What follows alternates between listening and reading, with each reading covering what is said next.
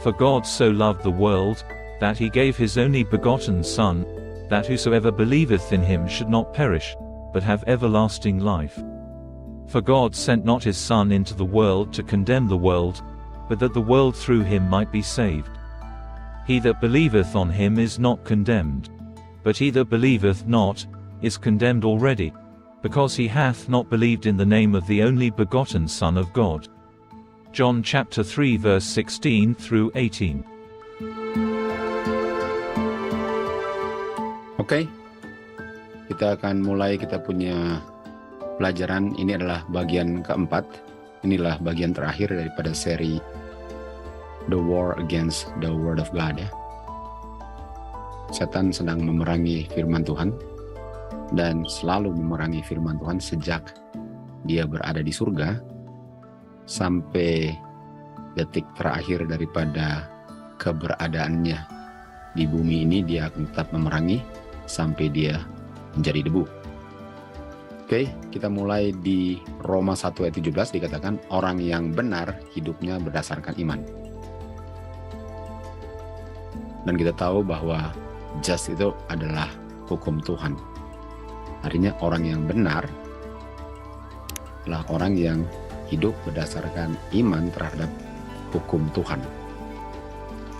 Di Matius 23 kita tahu orang-orang Farisi, mereka tidak memperhitungkan the weightier matters of the law.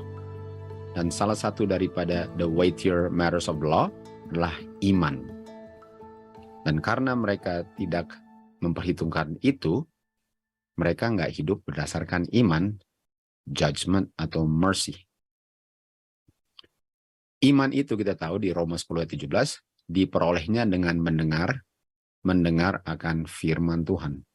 Artinya orang yang tidak beriman, atau orang yang tidak memperhitungkan the weightier matters of the law, mereka nggak dengar firman Tuhan. Kalaupun mereka mendengar, mereka tidak mengerti atau tidak melakukannya. Dan untuk mendengar ialah untuk mengerti. Yohanes 8 ayat 43. Jadi orang yang hidup berdasarkan iman, ada sesuatu yang dia mengerti, dan yang dia mengerti adalah the weightier matters of the law. Yang dia mengerti adalah karakter Bapa. Dan karena dia mengerti itu, dia akan terapkan pengertiannya dalam kehidupannya. Matius 1 ayat 18, kita lihat ceritanya. Waktu Tuhan Yesus bicara tentang kelahiran Tuhan Yesus, tapi sebelum Tuhan Yesus lahir, ibunya Maria sudah menikah dengan Yusuf, tapi kita bicara tentang sebelum mereka bersetubuh, sebelum mereka menjadi satu. Dan sebelum mereka menjadi satu, kita tahu Maria sudah mengandung. Dan karena Maria sudah mengandung sebelum mereka menjadi satu, itu bisa saja dia sudah mengadakan hubungan di luar pernikahan sebelum menikah dengan siapapun lah pokoknya, ya. Tapi kuncinya dia sudah mengandung sebelum mereka menjadi satu. Dan sesuai dengan kutipan Ulangan 22 ayat 20, buku Musa kan, dikatakan, saya lihat ya, dikatakan bahwa seseorang wanita yang sudah tidak perawan lagi sebelum dia menikah perlu dibawa, diseret ke tengah jalan oleh orang-orang kota itu dan dilempari dengan batu sampai mati. Artinya perlu di-punish atau perlu menerima judgment, hasil pelanggaran hukum. Karena dia sudah kehilangan perawannya sebelum dia menikah. Karena dia sudah menjadi pelacur. Itu adalah hukum Musa, dan kita sudah belajar bahwa hukum Musa itu adalah hukumnya Tuhan yang diucapkan melalui Musa. Jadi ini adalah judgment, di mana wanita ini harus dilempari batu. Sama dengan cerita di Yohanes 8 kan. Di Matius 1 ayat 9 kita lanjut ceritanya. Yusuf, Yusuf karena dia seorang yang just, ya, yang benar, yang consider tentang dia punya weightier matters of law, dalam hal ini iman, artinya dia mengerti firman Tuhan, dia mengerti hukum Tuhan yang adalah transkrip daripada karakter Tuhan. Artinya dia mengerti, karena dia adalah seorang yang just, dan orang yang just hidupnya berdasarkan iman. Oleh sebab itu, Yusuf tidak melakukan apa yang dilakukan atau apa yang diperintahkan Tuhan melalui Musa di Ulangan 22, yaitu menyeret Maria ke tengah jalan dan diizinkan dia untuk dilempari batu sampai mati. Tapi orang bilang, bukankah itu hukum Tuhan? Artinya dia melanggar hukum. Harusnya dia dilempari. Harusnya dia dilempari. Tapi Yusuf tidak melakukan itu karena dia orang yang just, karena dia mengerti the weightier matters of the law. Dia mengerti tentang judgment, dia pun mengerti tentang mercy. Dan dia tidak membuka persoalan ini untuk semua orang untuk tahu, tapi dia put her away privately. Artinya dia tidak izinkan Maria ini diseret di tengah jalan dan dilempari batu karena dia consider the weightier matters of law, yaitu mercy.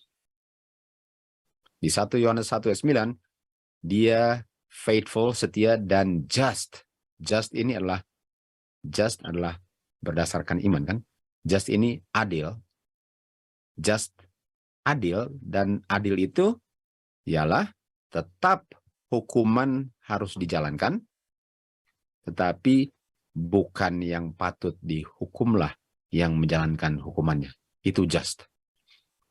Dan manusia yang dosanya diampuni, diberikan mercy, sehingga mereka tidak perlu dilempari batu, tetapi Tuhan Yesuslah yang menerima atau memikul semua kutukan daripada dosa-dosa mereka. Itu a just man, karena just itu mengerti firman Tuhan, mereka hidup berdasarkan iman, sehingga mereka mengerti karakter Bapa, tentu saja dengan catatan orang itu mengakuinya, dan dia bertobat dan tidak mau melakukan lagi, orang itu patut untuk menerima mercy, sebagaimana setiap manusia yang hidup di dunia ini sudah menerima mercy karena mereka diberikan provision kedua. Di Mikah 6 ayat 8 dikatakan, yang Tuhan inginkan daripada orang-orang yang berdosa ini ialah untuk melakukan yang benar, justly, untuk mencintai mercy. Jadi Tuhan lebih ingin saya menggunakan the weightier matters of the law daripada judgment. Jadi kalau orang patut untuk mati, Tuhan selalu consider untuk memberikan the weightier matters of the law, yaitu mercy. Karena dia sudah siapkan judgment-nya untuk dipikul anaknya. Dia nggak ingin satu orang pun dibinasakan, dan oleh sebab itu judgment-nya masih dijalankan, tapi yang menjalankannya anaknya, dan orang yang berdosa Tuhan mau selamatkan sehingga mereka nggak perlu mati. Tuhan menuntut kita juga memberikan mercy bagi orang yang menginginkannya. Di Yakobus 2 ayat 13 kita lihat di sini bahwa mercy lebih diinginkan daripada judgment. Dan mercy ini sudah diberikan sebelum kayu salib. Mercy ini sudah diberikan sebelum kayu salib.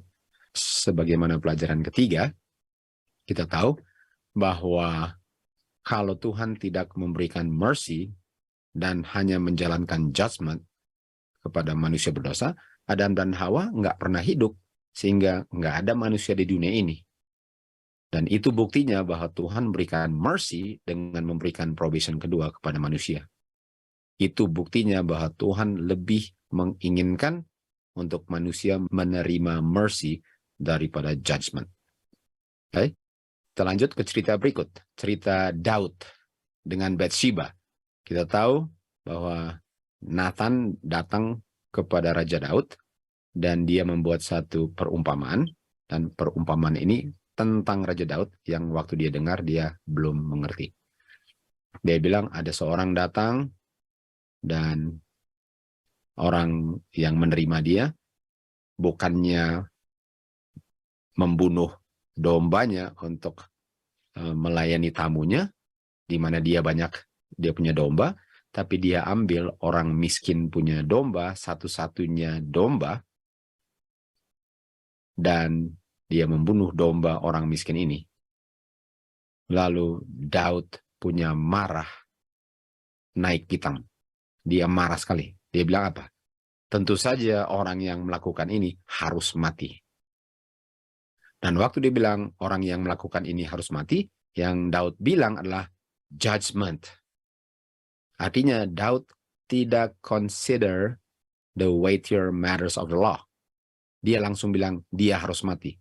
Sama dengan orang-orang Farisi di Yohanes 8 bilang wanita ini yang kedapatan berzina harus mati.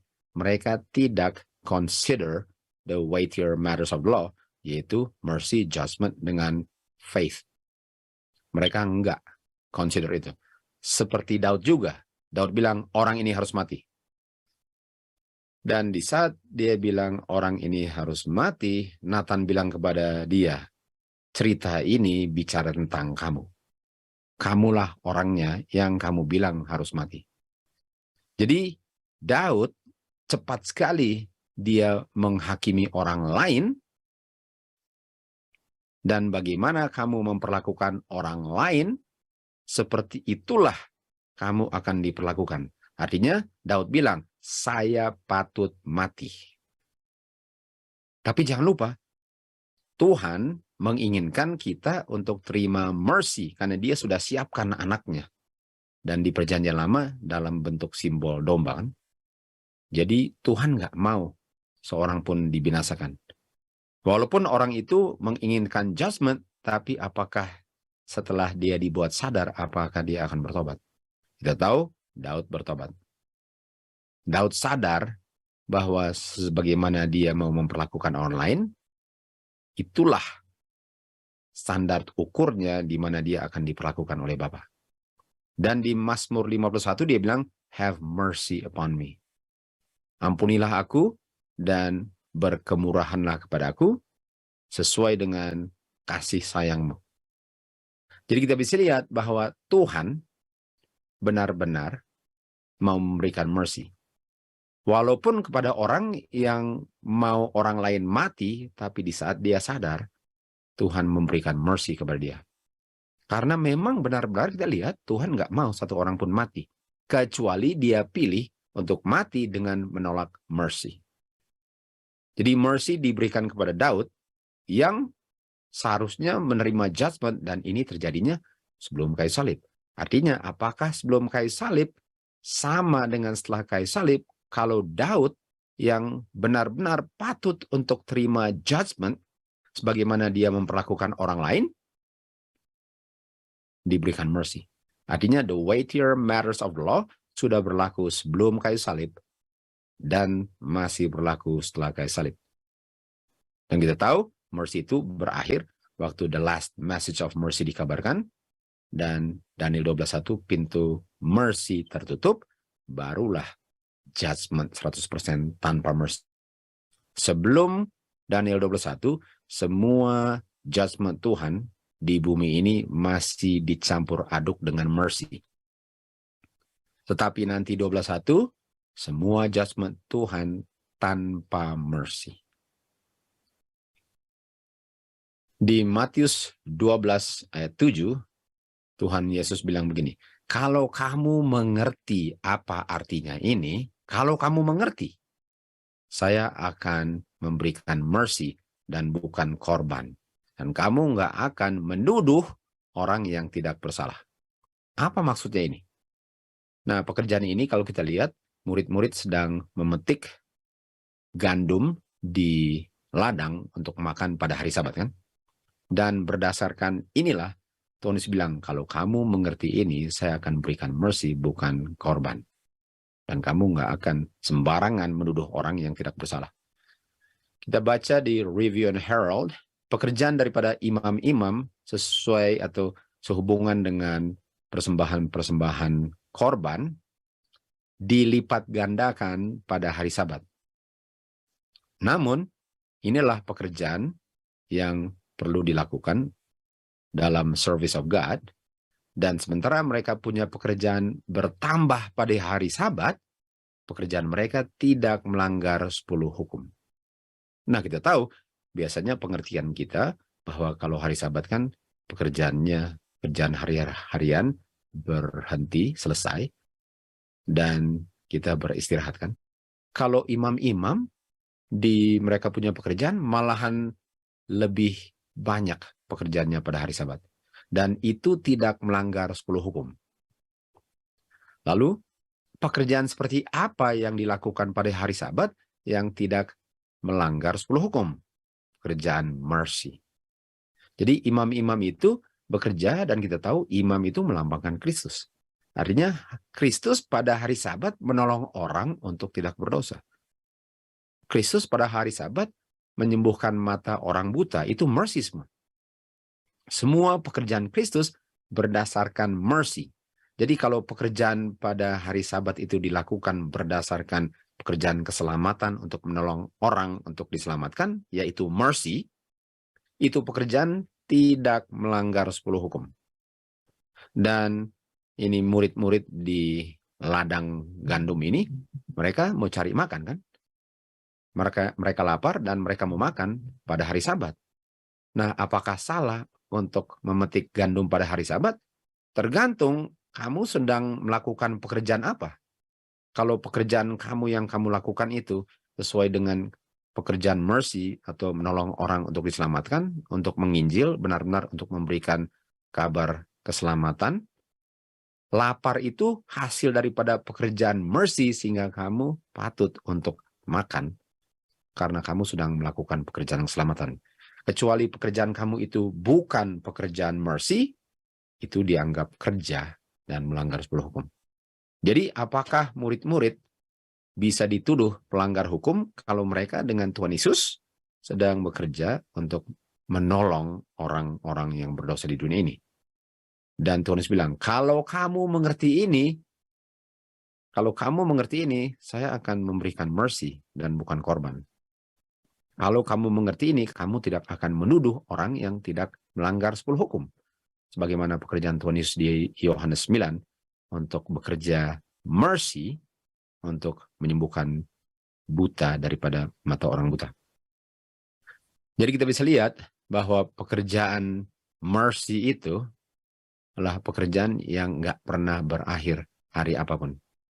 Dan Yusuf mengerti firman Tuhan berdasarkan iman. Karena iman diperoleh dengan mendengar, dan dia bukan cuma mendengar, dia mengerti firman hukum, dan hukum Tuhan termasuk the weightier matters of the law, yaitu faith, mercy, dengan judgment. Sementara orang-orang Farisi, mereka hanya bisa lihat hukum itu sebagai penuduh, dan orang itu harus mati.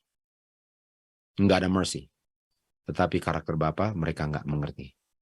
Mereka nggak mengerti karakter Bapa. Oke, kita lanjut. Yusuf adalah orang yang just, yang benar. Dia mengerti judgment yang diberikan oleh Tuhan. Dia juga mengerti the weightier matters of the law, yaitu mercy. Dan kalau seseorang minta mercy, dia akan berikan mercy. Tetapi kalau seseorang menolak mercy, orang itu minta judgment. Jadi kalau Tuhan menghakimi, mengunjungi orang itu dengan judgment, itu karena orang itu paksa Tuhan untuk memberikan judgment. Karena Tuhan tidak mau memberikan judgment, karena Tuhan sudah tuangkan semua judgment-nya kepada anaknya. Sehingga Tuhan mau, dia require kita juga memberikan mercy bagi yang memohonnya. Tetapi kalau Tuhan membinasakan, itu karena orang itu yang paksa Tuhan untuk kirim judgment, bukan karena Tuhan yang ingin untuk dia menerima judgment. Di Matius 9 ayat 9, kan, waktu Tuhan Yesus melewati tempat itu, dia melihat seorang yang namanya Matius. Dia duduk di tempat pemungutan cukainya. Dan dia bilang apa? Ikutlah aku. Dan dia bangkit dan mengikuti Tuhan Yesus.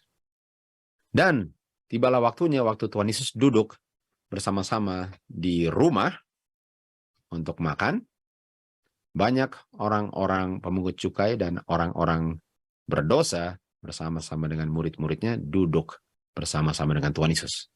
Jadi sekarang Tuhan Yesus duduk dengan orang-orang yang dikenal sebagai orang-orang berdosa. Oleh orang-orang Farisi yang bilang ini semua orang-orang kotor semua. Ayat 11. Dan waktu orang-orang Farisi melihat hal ini, mereka bilang kepada murid-muridnya, "Kenapa guru kamu duduk dengan pemungut cukai dengan orang-orang berdosa?" Nah, kita tahu Tuhan Yesus datang ke dunia ini di Yohanes 3 ayat 17 bukan untuk menghakimi karena orang-orang di dunia ini sudah dihakimi. Tuhan Yesus datang untuk memberikan mercy kepada orang-orang yang sudah dihakimi. Tuhan Yesus datang untuk memikul judgment, bukan untuk menuangkan judgment.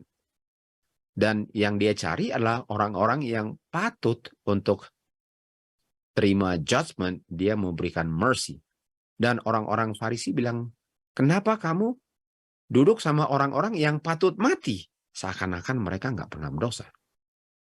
Tapi waktu Tuhan Yesus mendengar itu, dia bilang kepada mereka, orang yang tidak sakit tidak perlu dikunjungi. Yang perlu dikunjungi adalah orang sakit. Jadi saya datang ke sini untuk berikan mercy kepada orang yang patut terima judgment. Lalu ayat 13 Tuhan Yesus bilang ini, "Tetapi pergilah dan belajarlah apa artinya ini." Artinya kamu nggak ngerti. Kamu nggak ngerti saya datang ke dunia ini untuk bikin apa. Dan kalau saya mau berikan judgment, kamu pun harus mati. Nggak usah ini pemungut cukai dan pelacur-pelacur dan orang-orang berdosa patut mati, kamu pun orang Farisi harusnya mati. Dan karena kamu nggak ngerti ini, tolong belajar apa artinya ini. Saya mau berikan mercy, bukan sacrifice. Saya datang untuk bukan memanggil orang-orang yang benar, saya datang untuk memanggil orang yang patut dibinasakan untuk bertobat karena saya siap untuk terima judgment yang ditujukan kepada kamu. Itulah kedatangan Tuhan Yesus. Yohanes 3 ayat 17 dikatakan, Bapa tidak mengirimkan anaknya ke dunia untuk menghakimi dunia, tetapi melalui anaknya dunia bisa diselamatkan. Dan orang Farisi tentunya tidak mengerti ini. Dan semua orang yang tidak mengerti the weightier matters of the law, nggak ada bedanya dengan orang Farisi. Mazmur 40 ayat 6 dikatakan, korban-korban tidak diinginkan. Bapa tidak inginkan korban. Nah, ini bukan berarti bahwa artinya nggak perlu sembelih domba lagi. Karena waktu sembelih domba, kamu yang nggak disembelih kan? Dan Tuhan Yesuslah yang disembelih. Artinya, Bapa bilang, saya tidak inginkan kamu menjadi korbannya. Saya ingin untuk memberikan mercy kepada kamu, tapi korban harus dijalankan. Tapi saya tidak inginkan kamu menjadi korbannya. Anak sayalah korbannya. Kamu perlu terima mercy. Bukankah karakter Bapa betapa indahnya? Dan kematian daripada anaknya lah yang dituntut. Tapi Tuhan menuntut kita memberikan mercy bagi yang menginginkannya. Mazmur 40 ayat 11, kan? Jangan menahan-nahan engkau punya mercy daripadaku. Jadi, berikanlah mercy-mu. Terima kasih Bapa yang penuh sayang kepada makhluk ciptaannya. Terima kasih untuk memberikan mercy. Terima kasih untuk berikan anakmu untuk memikul judgment. Itu karakter Bapa. By beholding, dengan memandang karakter itu, karakter kita akan menjadi seperti karakter Bapa.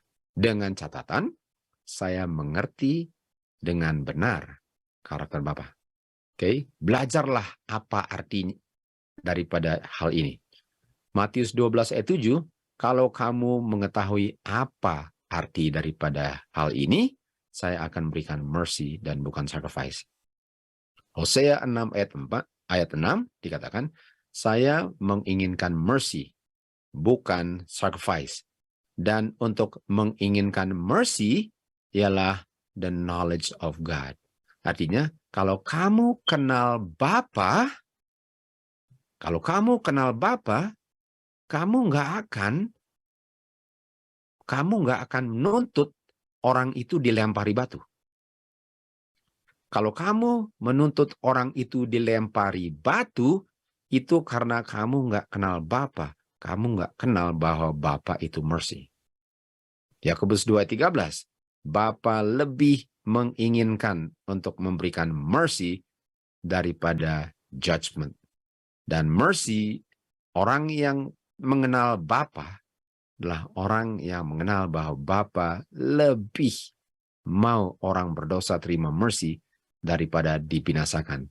Nggak pernah Bapa ingin untuk manusia yang diciptakan fearfully and wonderfully created untuk dibinasakan. Bapa menciptakan manusia bukan untuk dibinasakan. Walaupun anaknya dia siap untuk menerima upahnya. Bayangkan betapa besar kasih Bapa kepada makhluk yang dia ciptakan. Yohanes 3:16. Oleh sebab begitu besar the love of God. Ini the knowledge of God. Jadi kalau saya kenal God, dia berikan anaknya untuk terima judgment manusia, dan untuk memberikan anaknya ialah untuk anaknya menerima judgment, dan barang siapa percaya apa? Barang siapa percaya bahwa Bapa siap untuk memberikan mercy dan anaknya lah yang terima judgment, sebagaimana dia pun akan memperlakukan kepada orang lain persis bagaimana Bapa telah memperlakukan kepada dia, tidak perlu binasa, tetapi memperoleh kehidupan yang kekal. Yohanes 3:17 kita tahu, anak dikirim ke dunia bukan untuk menghakimi dunia yang sudah dihakimi. Karena orang-orang yang di dunia yang tidak percaya, mereka sudah dihakimi. Yang mau dikejar ialah pertobatan, bukan penghakiman. Karena kalau penghakiman, nggak ada yang perlu datang. Tapi yang dikejar ialah yang belum mereka terima, yaitu mercy. Anak diberikan karena mercy. Karena mercy lah anak selama-lamanya jadi manusia. Jadi kita bisa lihat karakter Bapa yang tidak pernah berubah, akan kita bisa lihat dengan Tuhan Yesus selalu mempertahankan kemanusiaannya. Dan kemanusiaannya Tuhan Yesus yang akan berlangsung untuk selama-lamanya adalah bukti hidup bahwa mercy-nya God lah kenapa kita hidup selama-lamanya. Mazmur 103 dikatakan, Jehovah itu merciful dan gracious, slow to anger, limpah dalam mercy. Dia nggak akan simpan-simpan marahnya selama-lamanya. Bayangkan itu. Dan kalau bilang marah bukan seperti orang marah ya. Dia nggak pernah akan simpan-simpan. Dia punya ingatan manusia berdosanya. Dan he hath not dealt with us after our sins. Dia nggak memperlakukan saya sebagai orang berdosa. Kalau dia perlakukan saya sebagai orang berdosa, artinya saya patut mati. Dan saya sudah lama mati. Dan karena dia tidak memperlakukan saya seperti orang berdosa, itu sebabnya saya hidup. Karena orang yang hidup itu adalah orang yang tidak melanggar hukum Tuhan. Padahal saya melanggar hukum Tuhan. Dia tidak memperlakukan saya seperti orang berdosa. Dia memperlakukan anaknya seakan-akan dia berdosa, tapi tidak kan? Bapa sangat menyayangi anak-anaknya yang dia ciptakan ini. As a father pitieth his children. Pitieth itu rasa kasihan sama anak-anak kecil. Kayak bayi kecil digendong dan gak bisa bikin apa-apa. Bapa memperlakukan manusia itu seperti itu. Yang tidak berdaya. Dia ingat kita ini dibentuk dari debu. Dia ingat kita ini lemah. Bukan berarti kita harus tetap lemah. Tapi dia ingat kita ini, waktu dia bentuk, dia ingat kita debu dulu. Kita ini bukan makhluk ilahi yang dahsyat. Kita ini dari debu. Dia mengerti bahwa kita ini harus dihembuskan nafas baru menjadi manusia. Dia ingat, bayangkan Bapa yang penuh kasih ini, kasih kemurahan Bapa kekal sampai kekekalan bagi mereka yang takut akan Dia. Tuhan ini tidak menginginkan ribuan-ribuan korban. Dia hanya inginkan satu korban saja dari anaknya. Tapi dia nggak ingin korban. Nah, korban itu artinya dia nggak inginkan yang Raja Saul nggak mau bunuh kan. Oh, saya nggak bunuh karena saya mau mempersembahkan domba-domba dan lembu-lembu yang sempurna. Bapak bilang apa? Saya nggak butuhkan itu. Saya butuhkan kamu menurut. Dan kalau kamu menurut, nggak ada domba yang harus dibunuh. Mikha 6 ayat 8. Dia menunjukkan kepada manusia apa yang manusia patut lakukan. Yang manusia patut lakukan adalah do justly, lakukan hal yang adil. Dan dalam keadilan itu, make sure hukumannya tetap dijalankan. Dan kalau hukumnya dijalankan oleh anaknya kan. Dan cintailah mercy. Karena Tuhan Yesus sudah mati untuk semua orang berdosa, semua orang patut menerima mercy. Nggak ada orang yang tidak patut menerima mercy, karena kematian Tuhan Yesus itu mencakup semua orang di dunia ini. Kecuali dia tolak mercy, dia paksa Bapa untuk menghakimi dia. Jadi hukum itu menuntut kita memberikan mercy kepada semua yang memohon mercy. Nah, the weightier matters of the law yang dituntut adalah apa? Judgment, mercy, dengan faith. Nah, dengan judgment artinya apa? Apa artinya the weightier matters of law? Sesuai dengan judgment. Yang dituntut, ini dituntut. Yang dituntut daripada judgment ialah, jangan lupa, waktu kamu mau menghakimi orang lain, seperti itulah kamu harap dihakimi Bapa. Itu judgment. Jadi judgment artinya bagian daripada the weightier matters of law. Judgment adalah sebagaimana Bapa telah memperlakukan kamu, jangan lupa begitulah kamu memperlakukan orang lain. Judgment. Sekarang mercy. Diberkatilah yang menerima mercy, karena dia akan menerima mercy. Jadi kalau kita bicara mercy, bagaimana saya memperlakukan orang lain? Seperti Bapa telah berikan mercy kepada saya lah, patokan saya perlakukan orang lain. The weightier matters of law. Faith. Iman. Iman. Orang yang just hidup berdasarkan faith. Hosea 6 ayat 6. Aku menginginkan mercy, bukan sacrifice. Aku menginginkan dia untuk bertobat, enggak dia dibinasakan. Dan untuk mercy, saya harus mengerti karakter Bapa. Dan untuk mengerti karakter Bapa, saya dapatnya dari firman Bapa, firman Tuhan. Dan firman Tuhan itu yang saya dengar menghasilkan iman. Artinya, orang yang belajar, dia akan consider, dia punya weightier matters of law. Dan dia akan memperlakukan orang lain persis sebagaimana Bapa memperlakukan dia. Dan bagaimana dia pikir tentang orang yang berdosa perlu dihakimi, pikiran dia disesuaikan dengan bagaimana dia diperlakukan Bapa, di mana seharusnya dia dihakimi. The weightier matters of law, the character of God. Kita lihat the non-weightier matters of law, lawannya. Kita lihat di Keluaran 32, Musa bilang kepada orang-orang Israel, ini terjadinya setelah mereka punya golden calf apostasy. Dan Musa bilang, siapa yang mau berdiri di pihak Tuhan, datanglah kepada saya. Artinya orang-orang yang setelah mereka sembah patung emas di Sinai, sekarang dikasih pilihan. Dan untuk dikasih pilihan, ialah untuk dikasih mercy. Enggak langsung dibinasakan. Dibilang gini, Kalau kamu mau berpihak di bagian Tuhan, mau bertobat, berdiri di sini. Kalau kamu nggak mau bertobat, kamu berdiri di sana. Artinya mereka yang harusnya terima judgment karena sudah melanggar covenant, melanggar 10 hukum, dan sudah sembah lembu emas, mereka diberikan mercy. Kalau kamu mau terima mercy, berdiri di sini.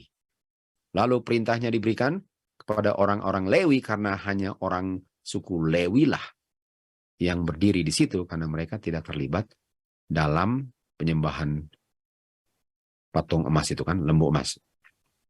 Dan Musa bilang kepada mereka, gunakan pedang dan binasakan semua saudara-saudaramu, teman-temanmu, kamu punya tetangga, semua yang tidak di pihak sini, karena mereka tolak mercy, binasakan semuanya. Jangan satu pun diizinkan hidup. Coba lihat ya.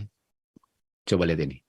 Jadi kita sudah bisa lihat bahwa penghakiman tetap dijalankan bagi orang yang tidak mau terima mercy. Ayat 28, dan suku Lewi, orang-orang Lewi, melakukan sesuai dengan firman Musa yang dia terima dari Tuhan. Artinya, orang-orang Lewi ini melakukan apa? Faith. Apa faith?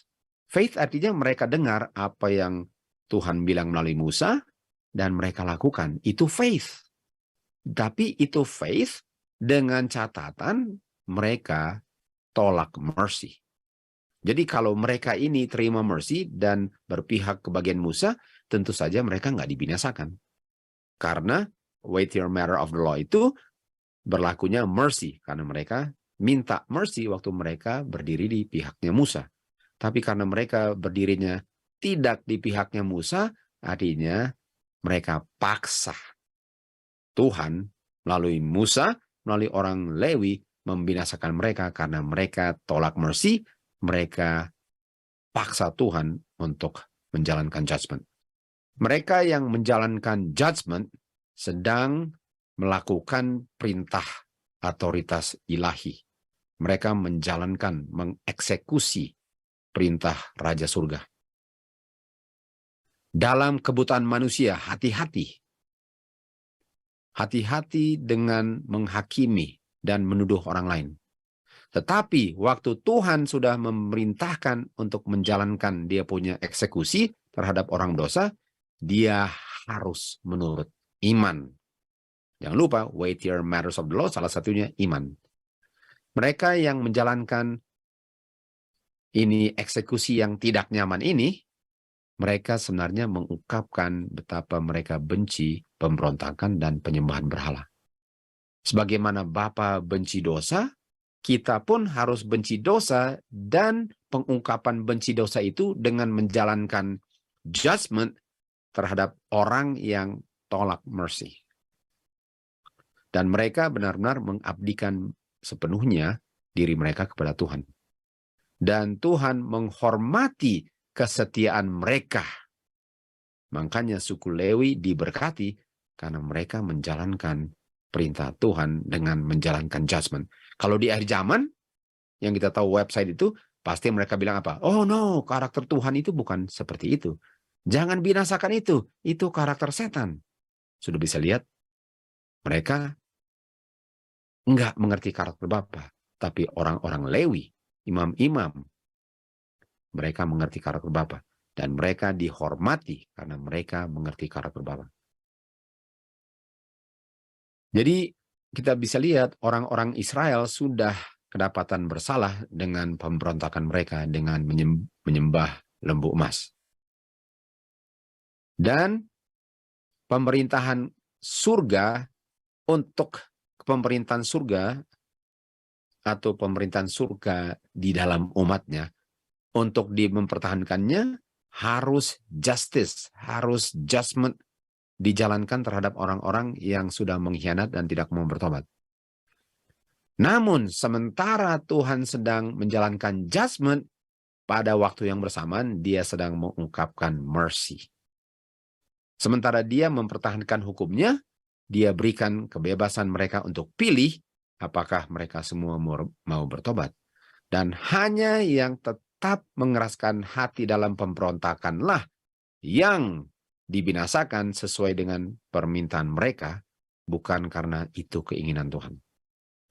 Matius 18 ayat 35. Demikian juga Bapakku di surga akan melakukan kepada kamu kalau kamu tidak mengampuni orang lain terhadap kesalahan mereka.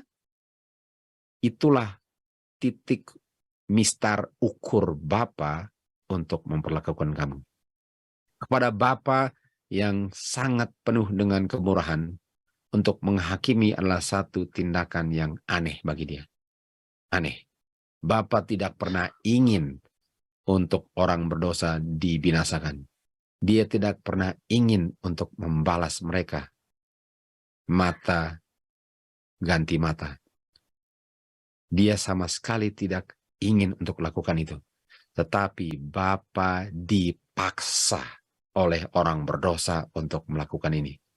Jadi bukan Bapa yang memaksakan dirinya, dia dipaksa untuk menjalankan judgment yang dia tidak inginkan. Dan judgment tetap harus dijalankan. Tetapi waktu dia jalankannya terhadap orang berdosa, karena dia dipaksa untuk melakukannya. Dan untuk melakukannya ialah untuk menjaga kelestarian kedamaian umat Tuhan di dunia ini, untuk hidup tanpa orang-orang berdosa. Jadi mercy-nya ialah diberikan kepada orang-orang berdosa untuk bertobat, dan mercy-nya juga diberikan kepada orang-orang yang bertobat, agar mereka nggak perlu untuk selama-lamanya hidup dengan orang yang berdosa, yang selalu mau membinasakan umat Tuhan. Kita bisa lihat di Mikha 7 ayat 18, dikatakan di sini, Tuhan yang dia inginkan adalah untuk memberikan mercy. Dia sangat menginginkan dan mengasihi manusia yang diciptakan. Dia akan buang semua dosa-dosa kita ke kedalaman laut. Disitulah dia bilang tempat dosa kita. Dia nggak inginkan satu manusia pun dibinasakan.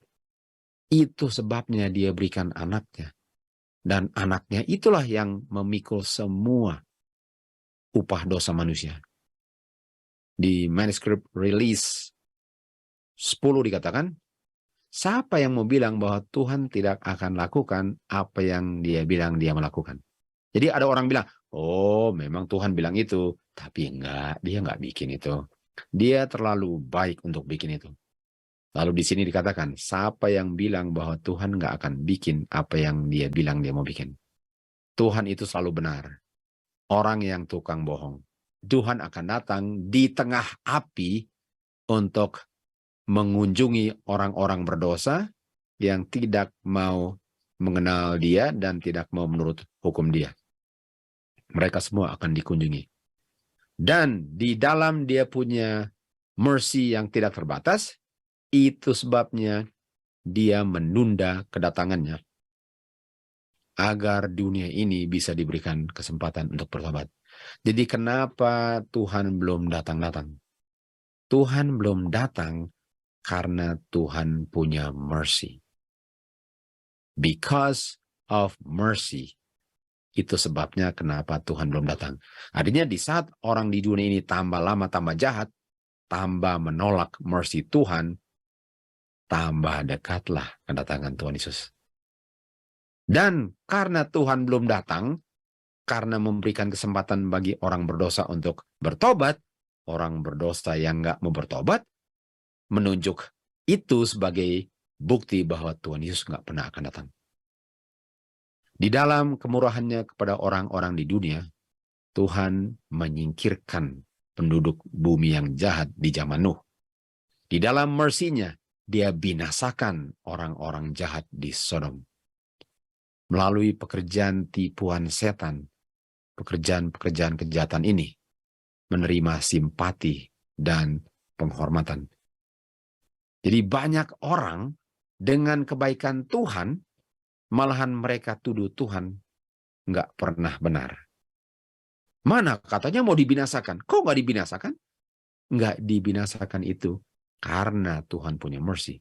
Orang yang tidak mercy akan bilang apa?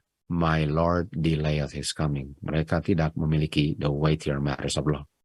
Dan setan menipu orang-orang ini, sehingga setan menerima simpati dan admiration tanpa mereka sadar, dengan mengolok-olok karakter Tuhan. Dan mereka akan mempengaruhi orang lain untuk berontak terhadap Tuhan, karena mereka bilang, mana katanya dari dulu Tuhan mau datang. Buktinya dari dulu bilang mau datang, belum mau datang. Katanya sudah ada tandanya. Setelah lihat tandanya masih aja belum datang. Itu karena Tuhan tunggu kamu bertobat, bukan karena Tuhan nggak mau datang. Demikian juga di zamannya Kain dan zaman Noh, di zaman Abraham dan zaman Lot, demikian juga di zaman kita di akhir zaman. Di dalam mercy-nya Tuhan, seluruh semesta alam akhirnya akan melihat semua orang yang menolak mercy-nya Tuhan dibinasakan.